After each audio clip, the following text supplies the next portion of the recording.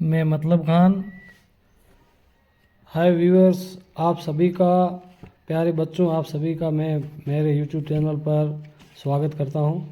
आप मेरे YouTube channel को लाइक करें, कमेंट करें और सब्सक्राइब करें।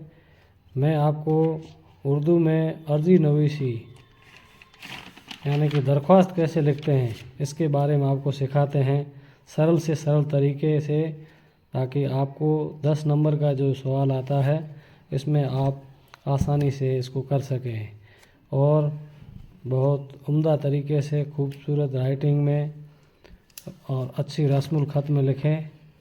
आपको दिखाते हैं, ये जो सामने आपको दिख रहा है बोर्ड पर, इसको आप स्क्रीनशॉट ले लें और अच्छी तरीके से लिखने का प्रयास करें ताकि उर्दू में बोर्ड की परीक्षा में अच्छे नंबर आ सकें।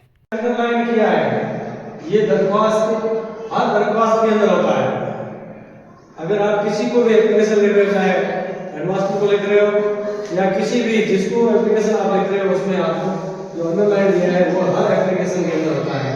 जैसे मोहतरम जनाब प्रिंसिपल साहब, तो ये मोहतरम जनाब हर अर्जी में होता है, हर दरख्वास्त के अंदर ये लिखा जाता है। उसके बाद में गवर्नमेंट सीनियर सेकेंडरी स्कूल, जैसे आपके बोर्ड के अंदर जो स्कूल का नाम आया वो लिखना है, ABCD मैंने लिखा है। आपके जो बोर्ड में जो नाम आएगा वो आपको स्कूल का नाम लिखना है। उसके बाद जिस मौजू पर आप लिख रहे हो उस मौजू का नाम लिखना है और हर दरख्वास्त के अंदर मौजू का नाम होता है। जैसे मैंने यहाँ मौजू लिखा है तबादलानामा के लिए भी आपके हर दरख्वास्त के अंदर होगा, मौजू हर दरख्वास्त के अंदर होगा। जिस मौजू के ऊपर आप लिखना चाहते हो उस मौजू को आप यहाँ लिखोगे। उसके बाद में जनाब अली, जैसे हिंदी में होता है मोदी जी होता है, इसी तरीके से उर्दू में जनाब अली होता है। और ये हर एप्लीकेशन में चाहे किसी को आप लिखते हो उसके अंदर होता है। उसके बाद में निहायत ही अदब के साथ में गुजारिश है कि इतने किसी भी दरख्वास्त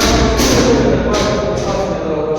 उसके बाद में मैंने जो है आपके स्कूल के 10वीं का इम्तहान पास करके आया है, ठीक है।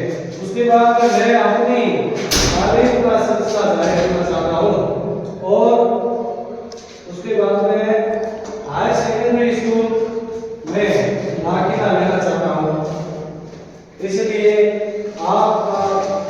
आपसे दरख्वास्त है कि मेरा तबादलानामा हटाइए और अता करने की जहमत कमाए। ये हर एप्लीकेशन के अंदर होगा। उसके बाद में शुक्रिया।